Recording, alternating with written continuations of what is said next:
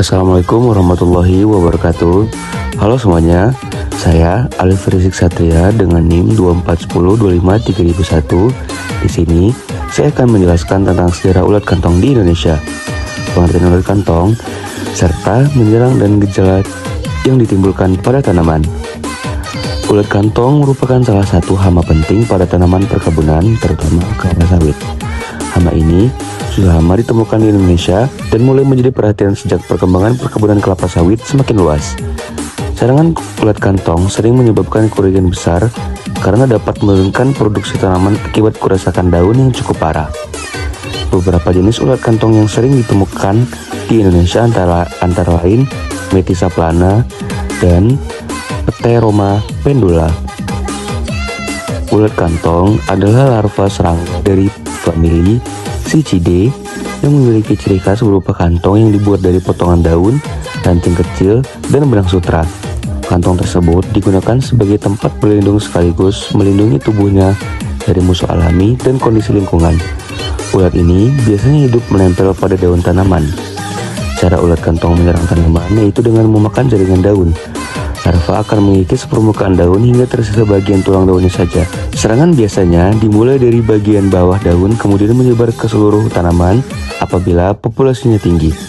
Hama ini aktif terutama pada malam hari dan terus berkembang biak apabila kondisi lingkungan mendukung.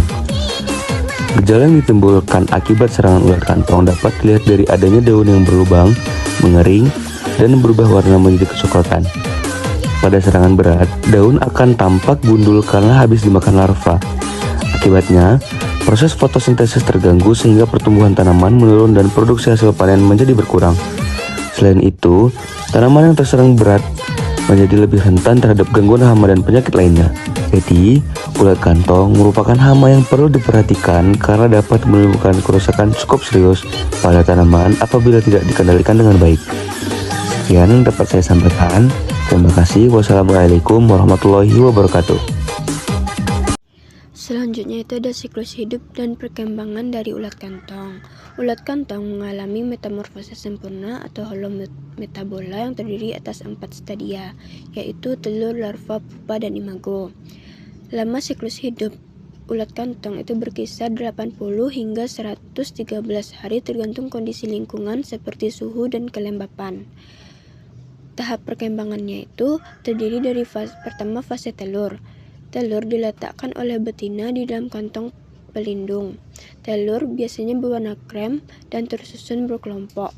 Fase telur memiliki perlindungan alami yang tinggi terhadap kekeringan dan gangguan lingkungan.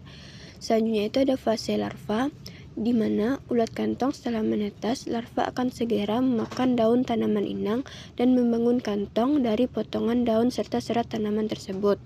Kantong ini berfungsi sebagai pelindung dari predator dan kondisi lingkungan. Larva jantan mengalami 5 insta, sedangkan larva betina mengalami 7 instar. Instar ketiga merupakan fase paling aktif memakan daun sehingga menjadi tahap paling perusak bagi tanaman.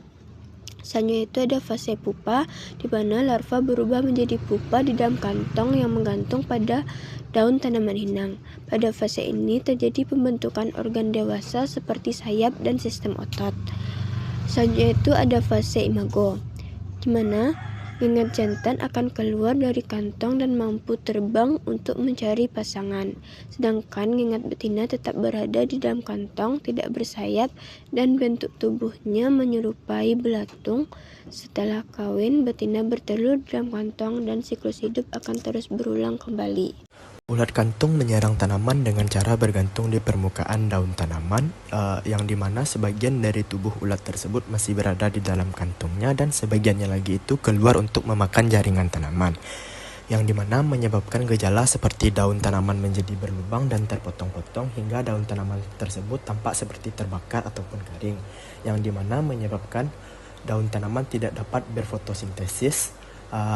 Dan yang lebih parahnya lagi, ulat kantung memakan daun tanaman hingga menyisakan tulang daunnya dan menyebabkan tanaman itu menjadi mati. Perkembangan ulat kantong sangat dipengaruhi oleh kondisi lingkungan di sekitarnya. Suhu yang hangat dan kelembapan yang tinggi dapat mendukung pertumbuhan serta meningkatkan aktivitas ulat kantong.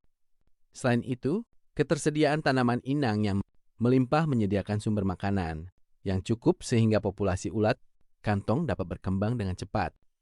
Curah hujan dan perubahan musim juga memengaruhi tingkat perkembangan dan penyebaran hama ini. Di sisi lain, keberadaan musuh alami seperti parasitoid dan predator dapat membantu menekan populasi ulat kantong secara alami. Oleh karena itu, pemahaman terhadap faktor-faktor lingkungan sangat penting untuk mendukung pengendalian ulat kantong secara efektif dan berkelanjutan.